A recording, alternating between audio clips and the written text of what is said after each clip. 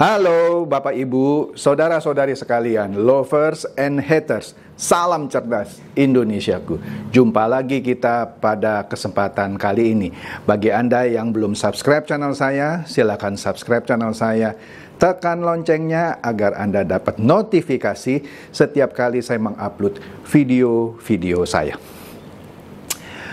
Oke, pada kesempatan kali ini saya akan membahas sesuatu perkembangan terakhir mengenai robot trading Net89 yang akhirnya dilaporkan ke Bareskrim Polri.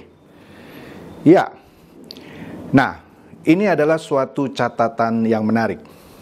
Ya, ini saya shoot di pekarangan, ya, suasana santai gitu ya, tapi isinya tidak santai, isinya serius. Jadi Net89 terus terang adalah robot trading yang legend lah, sebut saja begitu ya. Dibandingkan DNA Pro yang tewas terlebih dahulu, Fahrenheit, Viral Blast, Fin888 gitu ya. Apalagi Evo Trade ya. Dan ATG yang terakhir juga sudah dilaporkan, maka Net89 ini harus diakui sebagai robot trading yang paling senior. Paling senior.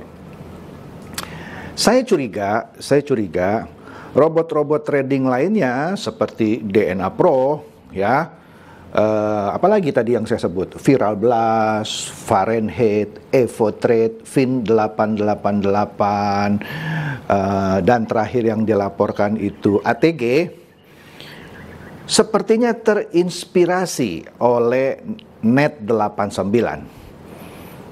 Jadi kalau istilahnya orang di bisnis gitu ya, kesuksesan Net89 ini seperti memicu iri dari para pemain robot trading lainnya yang saya sebutkan tadi. Sehingga mungkin ya, mereka berpikir kalau Net89 bisa membuat hal seperti itu, mengapa kita tidak gitu? Ya, mengapa kita tidak? Maka dibuatlah tadi robot-robot trading yang saya sebutkan, ya. Nah, tapi sayangnya robot-robot trading yang tadi saya sebutkan, ya akhirnya terbukti bahwa itu adalah robot trading bodong, ya. Flashback sedikit ya, kan Anda sudah tahu background saya, ya. Latar belakang saya adalah computer science, IT, ya. Saya punya research untuk S2 saya itu mengenai artificial intelligence.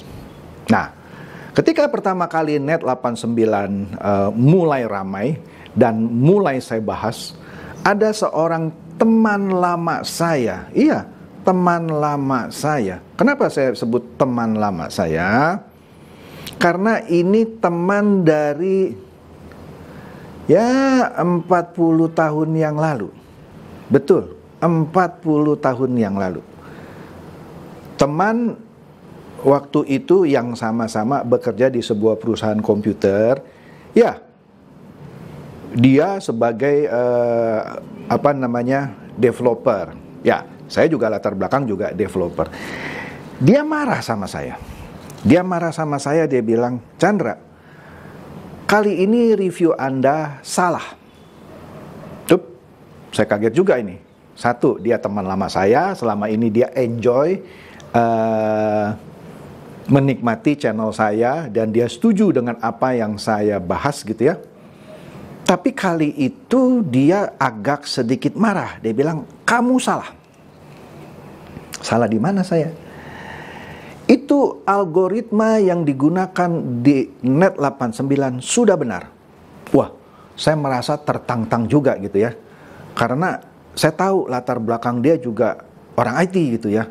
Terus saya tanya, kebetulan dia juga sering mendevelop aplikasi-aplikasi IT untuk beberapa aplikasi lah ya. Kaget juga saya. Saya berpikir, apa benar ya saya salah review? Tapi rasanya sebelum saya review, saya sudah cek and recheck gitu ya. Anda boleh cek lah semua, saya punya review gitu ya. Saya tidak asal ngomong gitu ya. Saya bilang, tolong tunjukkan di mana kesalahan saya. Tolong tunjukkan di mana kesalahan saya.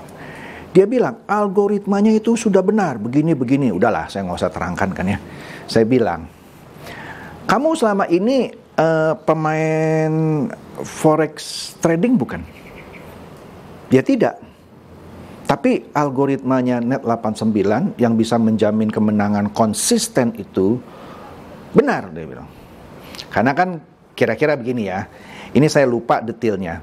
Tapi robot-robot trading seperti Net89 maupun yang lain-lain, DNA Pro, ATG, Viral Blast, Fahrenheit, Evertrade dan lain-lain, mereka buat misalnya, kalau mereka sudah menang pada sekian persen, mereka otomatis, maksudnya robot mereka ini otomatis akan stop trading karena dianggap sudah cukup menangnya. Nah, kesalahan banyak trader manual yang tidak pakai robot adalah kalau dia sudah menang, dia timbul rasa greedy, rasa serakah. Wih, hari ini hari keberuntunganku misalnya ya. Dan dia pasang terus, dia main terus, dia trading terus. Sehingga aturan misalnya sudah menang 5%, malah loss jadi loss 20%. Karena sudah menang, dia open posisi berikutnya kalah, bisa minus. Karena panas gitu, panas dalam arti kata bukan panas ya. Ya panas sih karena wih, hari ini aku sudah menang nih bisa 5% ya. Aku pasang lagi lah supaya bisa menang 20%. Sehingga akhirnya bukan menang, malah loss. Begitu juga ketika dia kalah. Robot ini sudah mentargetkan misalnya kalau sudah kalah sekian persen, dia stop. Sedangkan kalau kita trading manual, kalau kita sudah kalah, kita kalap gitu. Astaga, nggak mungkin saya kalah, harusnya saya menang gitu. Dia pasang lagi, akhirnya kekalahannya tambah banyak. Di situ saya setuju. Hampir semua robot trading menggunakan algoritma dasar seperti ini. Tetapi meskipun demikian, tidak mungkin setiap hari, atau kita bilang setiap bulan deh ya, kalau setiap hari itu sudah pasti impossible ya. Setiap bulan pasti konsisten misalnya di sekitar 10-20%, tidak mungkin. Tidak mungkin. Yang benar adalah bisa hari ini dia menang karena algoritmanya itu yang mengatur kalau sudah menang sekian persen dia stop. Hari kedua mungkin dia menang. Hari ketiga, keempat, kelima dia kalah. Kemudian hari berikutnya kalah lagi. Tapi yang kejadian di kebanyakan robot trading, hari ini menang, besok menang, cuma sekali kalah. Nah, saya sudah terangkan ke dia. Dia bilang, kamu nggak ngerti, ini sudah benar. Kemudian saya tanya, apakah yang membuat robot trading Net89 ini Anda? Bukan. Kalau yang bikin ini bukan Anda, kenapa Anda yakin sekali ini benar? Ya pokoknya benar. Kan lucu gitu ya. Kalau saya yang membuat robot Net89 misalnya, saya akan ngotot. Iya, saya yang buat, saya yang desain, saya yang develop dengan tim saya, algoritmanya begini, menyesuaikan dengan kebiasaan trader pada umumnya. Kami menciptakan sebuah robot trading. Kemudian saya tanya juga, apakah Anda menggunakan artificial intelligence yang membuat robot Anda selalu bisa belajar dari kekalahan sebelumnya gitu ya, kemudian sehingga dia bisa melakukan keputusan yang lebih cermat. Tidak, kami tidak pakai artificial intelligence. Ya, saya tambah kaget gitu. Kan saya katakan tadi, saya juga lulusan IT, S2 saya risetnya di artificial intelligence.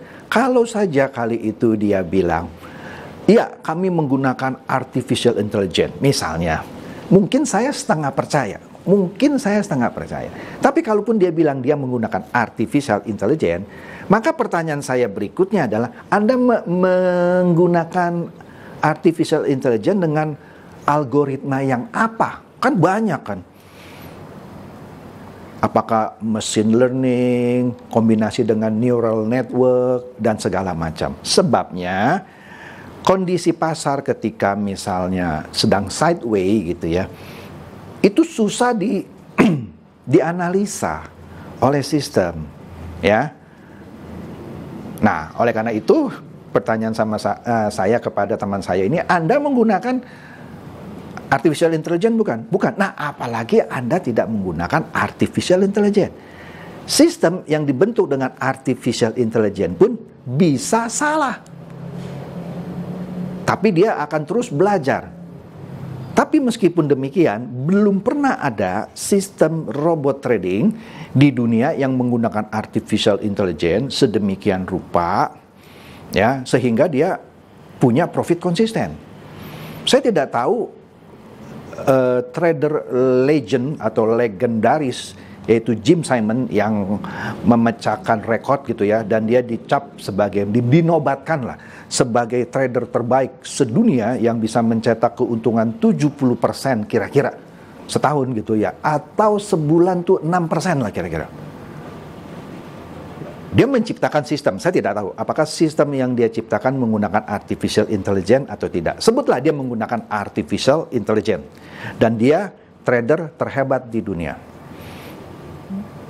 ya, yang mencatatkan plus minus setiap tahun untung sekitar 70%. Artinya setiap bulan dia cuma maksimum 6% rata-rata. Rata-rata 6% sebenarnya. Tapi kalau ada yang lebih hebat dari dia, yang bisa memberikan profit 10-20% sebulan, saya mau tahu dong, siapa yang ciptakan? Pengalamannya sebagai trader di mana? Pengalamannya mendevelop sistem di mana? Sehingga saya bisa menganalisa lebih lanjut. Atau kalau boleh, saya ketemu nih sama pembuat robotnya. Saya interview, masukkan ke dalam channel konten saya. Kan menarik dong. Ya ada pokoknya gini-gini. Ya kan bingung juga gitu kan. Pernah mencetak keberhasilan sistem robot trading ini di mana? Uji cobanya di mana? Sehingga sudah dipasarkan. Dan segalanya. Tapi teman saya ini tidak bisa memberikan jawaban yang memuaskan saya.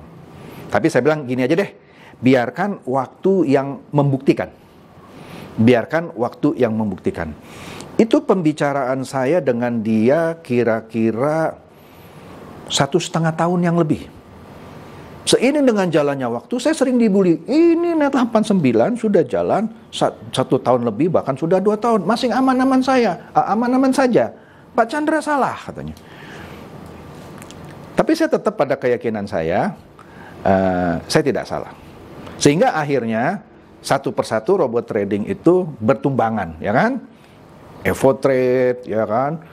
Fin888, Viral Blast, Fahrenheit, DNA, terakhir ATG dilaporkan, dan ini menyusul Net89. Artinya, apa yang saya analisa dengan latar belakang keilmuan saya tidak salah. Dan saya tidak asal ngoceh. Oke? Oleh karena itu, saya berkali-kali diancam mau disomasi, ya, hampir oleh semua robot trading. Nah, menariknya catatannya, saya agak terkesan sebenarnya dengan Net89 ini. Karena leader-leadernya justru menghubungi saya. Iya, sejak 1,5 tahun yang lalu, Pak, kapan ada waktu? Saya mau terangkan Bapak. Kalau Bapak sudah saya terangkan, jangan-jangan Bapak gabung dengan kami. Karena sistem kami teruji. Oke, boleh. Silakan Pak. Ya, saya lagi di luar kota, nanti begitu saya di Jakarta, nanti saya hubungi Pak Chandra. Saya kasih nomor handphone saya. Ada sekitar 3 leader, cuman saya nggak usah sebut lah namanya ya, yang berjanji mau ketemu saya, mau menerangkan. Tapi sampai akhir ini nggak pernah satupun ketemu dengan saya. Saya tidak tahu kenapa. Oke? Jadi poin saya adalah fenomena robot-robot trading abal-abal ini mengajarkan sesuatu kepada kita. Bahkan sistem yang diklaim menggunakan teknologi gitu ya, ternyata bisa juga bukan teknologi itu. Nah, ujung-ujungnya abal-abal. Oke? Nah, satu catatan yang menarik, sepertinya laporan polisi LQ Law Firm ini ke Barreskrim tidak hanya satu ini. Sepertinya sebentar lagi ada paguyupan lain yang akan melaporkan Net 89 ini ke Bareskrim. Jadi kita tunggu saja, kita tunggu pembuktian di pengadilan gitu ya, untuk membuka kebenaran yang lebih lanjut gitu ya. Dan ya kalau perlu dibawa sampai ke pengadilan, sampai kasus ini terang benderang ya. Jadi itu saja, saya nggak usah ngomong apa yang lain-lain. Ini saya buat dengan format yang berbeda karena ini menarik. Menurut catatan saya ini adalah robot trading terakhir yang dilaporkan akhirnya gitu ya. Sehingga dugaan-dugaan orang bahwa di belakang robot trading ini, di belakang robot trading itu ada orang kuat, ternyata tidak juga, karena akhirnya dilaporkan ke Bareskrim Polri. Tinggal kita nantikan tindakan selanjutnya dari Bareskrim untuk melakukan penyelidikan, penyidikan sampai akhirnya penetapan tersangka. Jadi demikian saja bahasan saya kali ini dengan format yang berbeda dan santai di pekarangan rumah mengenai dilaporkannya Net 89 ke Bareskrim Polri. Semoga ini mencerdaskan dan mencerahkan Anda semua. Silakan share video saya ini kepada teman-teman, sahabat atau kerabat supaya mereka tambah cerdas dan tercerahkan. Seperti biasa, terima kasih.